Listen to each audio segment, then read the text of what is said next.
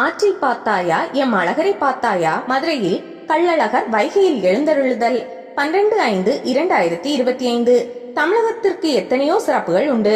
அதில் ஒவ்வொரு ஊரிலும் உள்ள வானளாவிய கோபுரங்களும் கோவில்களும் ஒன்று. தமிழகத்தின் பண்பாட்டையும் கலாச்சாரத்தையும் எடுத்துக்காட்டும் ஆலய விழாக்கள் அற்புதமானவை. அதில் மிக பிரசித்தி பெற்ற விழாக்களில் ஒன்றுதான் சித்திரையில் அழகர் பெருவிழா. ஆண்டுதோறும் மதுரையில் நடைபெறும் சித்திரை திருவிழாவின் முக்கிய நிகழ்வான கள்ளழகர் வைகை ஆற்றில் இறங்குதல். அழகர் ஆற்றில் இறங்குவதை காணுவதற்கு உலகமெங்கும் இருந்தும் லட்சக்கணக்கான மக்கள் கூடுவார்கள். மதுரையின் பெருமை வைகை.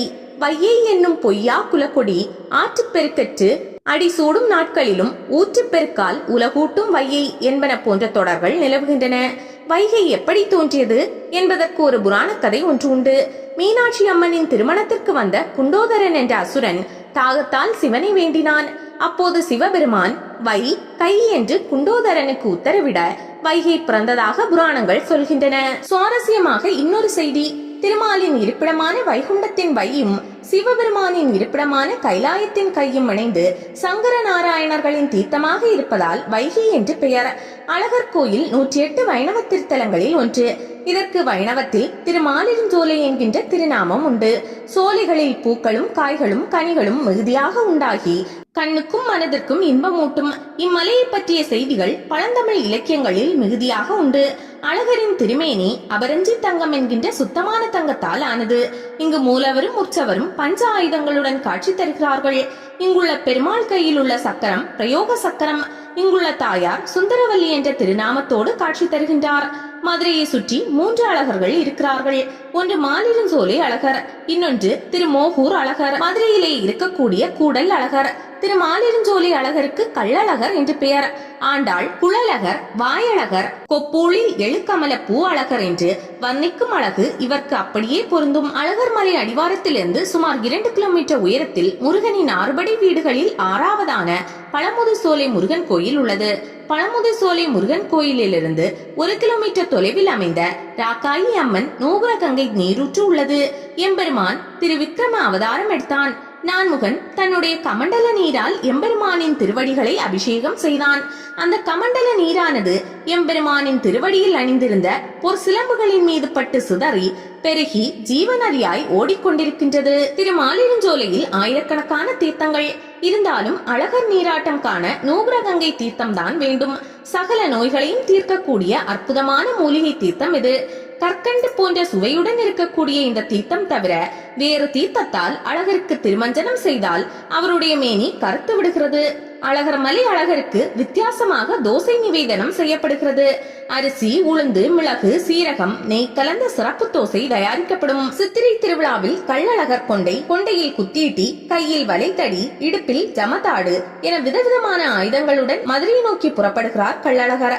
அழகர் கள்ளர் வேடத்தில் வருவதால் அழகர் என்ற பெயர் கள்ளழகர் என மாறியது.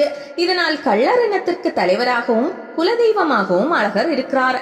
திருமலை மன்னர் செய்த ஏற்பாடு சித்திரை உற்சவம். சித்திரை மாதத்திலும் மீனாட்சி அம்மனின் உற்சவம் மாசி மாதத்திலும் நடைபெற்றது. மீனாட்சி அம்மன் உற்சவத்தின் மிக முக்கியமான நிகழ்வு திருத்தேர் மாசி மாதத்தில் நடைபெற்றது. வெவ்வேறு மாதங்களில் நடைபெறும் இந்த விழா ஒரே மாதத்தில் நடைபெற்றால் மிகவும் சிறப்பாக இருக்கும் என்று திருமலை நாயக்கர் சித்திரை விழாவாக 2 ஆலயங்களின் விழாக்களையும் ஒன்றாக ஆக்கினார். அழகர் மலையிலிருந்து ஸ்ரீ கள்ளழகர் கள்ளர் திருக்கோலத்தில் கண்டாங்கி சேலை கட்டி மதுரை பல்லக்கில் புறப்படுகிறார். அதில் வேட்டு முழங்க அழகர் கிளம்புவார். கள்ளழகர் வைகை ஆற்றில் எழுந்தருளி அருள்பாலிக்கிறார். ஸ்ரீ அழகர் ஆற்றுக்கு செல்லும் பொழுது முதலில் வெட்டிவேறு சப்பரத்திலும் பிறகு மைசூர் மண்டபத்திலிருந்து 1000 பொன் சப்பரத்திலும் எழுந்தருளும் காட்சிக்கான கண்கோடி வேண்டும். தல்லா குளத்தை விட்டு தங்க குதிரையில் கள்ளழகர் கிளம்பியதுமே வைகை ஆற்றில் காத்திருக்கும் பக்தர்களின் ஆரவாரம் ஆரம்பமாகிவிடும். வைகை ஆற்றில் கள்ளழகர் இறங்கும் போது வரும் கோவிந்தா கோவிந்தா என்ற சரண கோஷமும் வேட்டு சத்தமும் விண்ணை பிளக்கும்.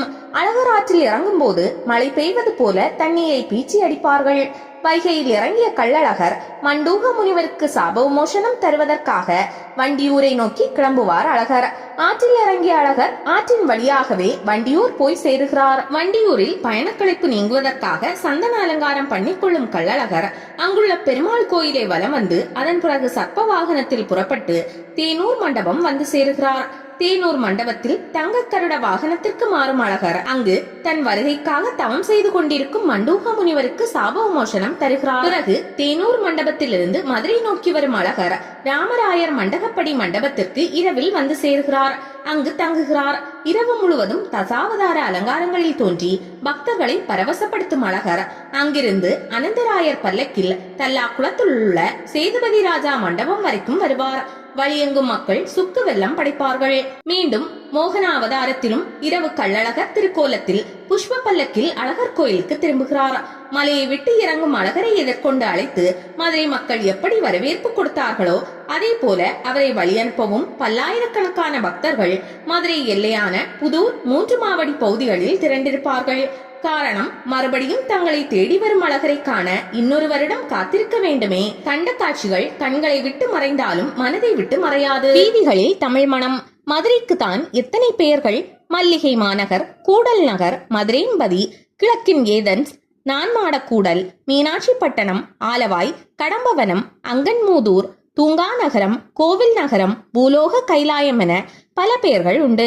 சித்திரை வீதி, மாசி வீதி, ஆவணி வீதி என தமிழ் மாதங்களின் பெயராலேயே திருப்பெயர்கள் அமைந்திருக்கும் சிறப்பு மதுரைக்கே உரியது. மாடக்குளம், ஆத்திக்குளம், கரிசல் குளம் என நீர்நிலைகளின் பெயராலேயே கிராமங்களுக்கு பெயரை வைத்து நீருக்கு மரியாதை செய்யும் வழக்கமும் அதிகம். பெண்ணை பார்த்தால் மீனாட்சி, ஆணை பார்த்தால் அழகர். மதுரை என்றாலே மீனாட்சி பேரும் அழகர் பேரும் பிரசித்தம். மேலூர் அழகர் கோயில் பக்கம் வீட்டில் ஒரு அழகர் இருப்பார். மதுரை மற்றும் சுற்றிலும் உள்ள ஊர்களில் இருந்து குடும்பத்துடன் சித்திரை திருவிழாவிற்கு புறப்பட்டு வந்து சேருவார்கள். வைகை ஆற்றில் அழகர் இறங்கும் திருவிழாவில் அழகருக்கு 1000 பாட்டு இருந்தாலும் வாராறு வாராறு அழகர் வாராறு பாட்டுதான் ஊரில் எந்த பக்கம் திரும்பினாலும் கேட்கும். சிலப்பதிகாரத்தில் இளங்கோவடிகள் காட்டும் அழகர் கோயிலின் சிறப்பு. அவ்வழி படரீர் ஆயின் இடத்து செவ்வழி பன்னீர் சிறைவண்டு அரற்றும் தடந்தால் வயலோடு தன் பூங்காவோடு கடம்பல கிடந்த காடுடன் கழிந்து திருமால் குன்றத்து செல்குவீர் ஆயின் என சிலப்பதிகாரத்தில் இளங்கோவடிகள் அழகர் கோயிலின் சிறப்பு பற்றி கூறுகிறார். அன்னை மீனாட்சி அருளாட்சி செய்யும் இடம். தமிழ்நாட்டில் உள்ள தொன்மையான நகரம் மதுரை. வைகை ஆற்றங்கரையில் அமைந்துள்ளது. பாண்டிய மன்னர்களின் தலைமையிடமாக விளங்கியது. சங்க காலத்தில் தமிழ் சங்கங்கள் அமைத்து தமிழை வளர்த்த பெருமையுடையது. அன்னை மீனாட்சி அவதரித்து வளர்ந்து ஆட்சி செய்யும் தலமாக விளங்குகிறது. இக்கோயிலில் நடக்கும் திருவிழாக்கள் ஒவ்வொன்றும் வரலாறு, கலாச்சாரம், மொழி, கலைகள் என தொடர்புடையது. மதுரை மீனாட்சி சுந்தரேஸ்வரர் கோயிலில் சித்திரை திருவிழா, மீனாட்சி திருக்கல்யாணம், மீனாட்சி அம்மன் பட்டாபிஷேகம், மீனாட்சி அம்மன் தேரோட்டம், புட்டு திருவிழா ஆகியவை சிறப்பாக கொண்டாடப்படுகிறது. மேலும் இந்த கோயிலில் தமிழ் மாதம் ஒவ்வொன்றிலும் சிறப்பு விழாக்கள் நடந்து கொண்டுதான் இருக்கின்றன. ஆழ்வார்களால் பாடல் பெற்ற அழகர் மலை. மதுரையிலிருந்து 20 கிலோமீட்டர் தொலைவில் மேற்கு தொடர்ச்சி மலையின் தென்புறம் அடிவாரத்தில் அமைந்துள்ள இக்கோயில் ஆழ்வார்களால் மங்களாசாசனம் செய்யப்பட்ட 108 வைணவ திவ்ய தேசங்களுள் ஒன்று. பல வகை மரங்களும் செடிகளும் கொடிகளும் மிகவும் நெருக்கமாக வளர்ந்து பச்சை பசேலென கண்ணுக்கு குளிர்ச்சியாக காட்சி தரும் இப்பகுதியில் இயற்கையாகவே சோலைகள் பல அமைந்திருக்கின்றன. சோலைகளில் பூக்களும் காய்களும் கனிகளும் மிகுதியாக உண்டாகி கண்ணுக்கும் மனதிற்கும் இன்பம் மூட்டும் இம்மலையை பற்றிய செய்திகள் பழந்தமிழ் இலக்கியங்களில் மிகுதியாக உண்டு. வைகை ஏன் கடலை அடையவில்லை? பெரும்பாலும் ஆறுகள் மலைகளில் தோன்றி சமவெளிகளில் பாய்ந்து கடலை அடையும். ஆனால் வைகை கடலை அடையாத ஆறு. அது ஏன் கடலை அடையவில்லை என்பதற்கு கவிஞர் ஒரு கற்பனையான காரணத்தை பாட்டாக கூறினார். பெருந்தொகை என்னும் நூலில் இடம்பெற்றுள்ள அப்பாடல், நாரி இடப்பாகற்கு நஞ்சளித்த பாவி என்று வாரி இடம் போகாத வையையே நதிப்பெண் கடல் ஆண் தேவர்கள் பார்க்கடலை கடைந்தார்கள். அப்போது ஆலகால நஞ்சு வந்தது. கடலில் வந்த அந்த நஞ்சை சிவபெருமான் ஏற்றுக்கொண்டார். வைகை நினைத்ததாம், ஏ கடலே, எங்கள் அன்னை மீனாட்சியின் நாயகனுக்கு நஞ்சு கொடுத்த உன்னை சேர என் மனம் ஒப்பவில்லை. எனவே உன்னை அடைய மாட்டேன். மீனாட்சியின் நாயகனுக்கு நஞ்சு கொடுத்த கடலை அடைதல் பாவம் என்பதால் வைகை கடலை அடையவில்லை. 2000 ஆண்டுகளுக்கு மேற்பட்ட பழமை. சிலப்பதிகார ஆசிரியர் விண்ணோர் ஏத்தும் வியத்தகு மரபில் புண்ணிய சரவணம் பவகாரணிகளோடு இட்ட சித்தி என்னும் பெயர் போகி விட்டு நீங்கா விளங்கிய பொய்கை முட்டா சிறப்பின் 3 ஆங்கு என்று 3 பொய்கைகள் இருப்பதாகவும் கூறுகிறார். ஆனால் நாம் அறிந்தது நூபுரகங்கை என அழைக்கப்படும் ஒரே ஒரு பொய்கை. இதன் மூலம் சிலப்பதிகாரத்திற்கு முன்பே அழகர் கோயில் அமைக்கப்பட்டது என தெரிய வருகிறது. ஆழ்வார்களின் காலத்திற்கு பிறகும் கோட்டைகள் கட்டப்பட்டதாக கல்வெட்டுகள் தெரிவிக்கின்றன. அழியா அழகுடையான். ஆழ்வார்கள் பலர் பெருமானை அழகர் என்றே மங்களாசாசனம் செய்கின்றனர். அழகன் என்ற சொல் வைணவத்தில் பிரசித்தி பெற்ற சொல். ராமனை அழியா அழகுடையான் என்று கம்பன் வர்ணிக்கிறார். வெய்யோளி தன் மேனியின் விரிசோதியின் மறைய பொய்யோவெனு இடையாளோடு மிளையானோடும் போனான் மையோமர கதமோமறை கடலோமலை முகிலோ ஐயோ இவன் வடிவென்பதோ அழியா வளகுடையான். திருமங்கையாழ்வார் திருநாகை பெருமானை அச்சோ ஒருவர் அழகியவா என்று வர்ணிக்கிறார். சொக்கத்தங்க திருமேனி. அழகரின் திருமேனி பொன்மயமானது. அவரஞ்சி தங்கம் என்கிற சுத்தமான தங்கத்தாலான திருமேனி. இங்கும் திருவனந்தபுரம் அனந்த பத்மநாபர் ஆலயத்திலும் மட்டுமே அபரஞ்சி தங்க உற்சவமூர்த்திகள் உள்ளனர். திருமாலின் சோலையில் மூலவரும் உற்சவரும் பஞ்ச ஆயுதங்களுடன் காட்சி தருகிறார்கள் என்பது ஒரு சிறப்பு. இங்குள்ள பெருமாள் கையில் உள்ள சக்கரம் பிரயோக சக்கரம். தாயார் சுந்தரவல்லி என்ற திருநாமத்தோடு காட்சி தருகின்றார். ஸ்ரீதேவி என்ற பெயரும் இவருக்கு உண்டு.